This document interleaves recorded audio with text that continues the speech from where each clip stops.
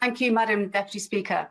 As a veteran and an advocate for our armed forces, I am pleased to be able to speak to recognise this Conservative government's commitment to make the British military the best in the world and for Britain to be the best place to be a veteran. And I want to congratulate the Minister for the very significant progress that has been made to improve the lived experiences of veterans and their families.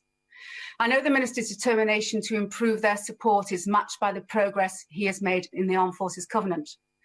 This bill enshrines in law the principles of the Armed Forces Covenant. Local authorities will now need to demonstrate due regard to veterans to ensure the principles of the Covenant are upheld.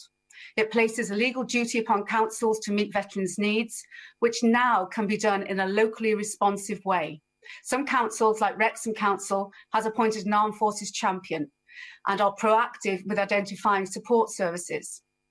However, some councils are not so focused, and a requirement in the bill for councils to appoint a champion would be welcomed.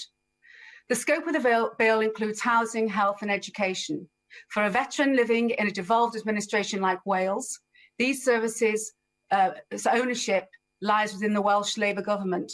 However, the bill does not place a legal duty on the Welsh government to make them accountable for what they do or do not deliver. I believe the devolved administration should be involved, have ownership and be subject to scrutiny on how they support veterans, in line with the legal duty being placed upon Welsh local authorities. There are over 1,800 armed forces charities serving approximately 6.3 million personnel, veterans and families across the UK. I would like to reference a UK-wide charity called Blesma, which has supported limbless and blinded veterans since World War I. They are quietly doing excellent work, but have highlighted the trouble with veterans receiving timely services when they move between the charitable sector and NHS Wales, specifically around the issue of pain management. Madam Deputy Speaker, some Welsh veterans find themselves with no other option than to travel from Wales to the King Edward VII Hospital in London in order to receive adequate pain treatment. Surely this is not acceptable. Madam Deputy Speaker, the Defence Select Committee is undertaking a subcommittee looking at the experiences of women in the military and female veterans. Evidence sessions are running until Easter, and the Secretary of State for Defence has been supportive in allowing us to engage with serving personnel. I would like to see more women recruited in our armed forces. Many women have a positive military career and recommend it to others, as do I. However, preliminary findings suggest 6 out of 10 women who experience in-service harassment, bullying or intimidation, usually of a sexual nature, do not report their complaint because they have no faith in the service complaint system.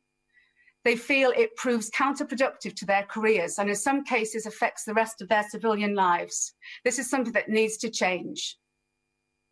The Service Justice Review, the Lions Review, have made a number of recommendations in order to improve this area, and I'm pleased that they have been integrated. However, there's still debate around the issues of murder, manslaughter and rape, and I do take note of Clause 7 on concurrent jurisdiction. I know the ministers are working hard to address issues, and I look forward to hearing that kit, like body armour, will soon be designed to fit women, and that the veteran ID cards are on their way, working on the back of very successful Veterans Rail Card. The Armed Forces Bill, the pending integrated review and corresponding Defence Command White Paper will set out a positive blueprint for our military and veterans and the defence sector going forward.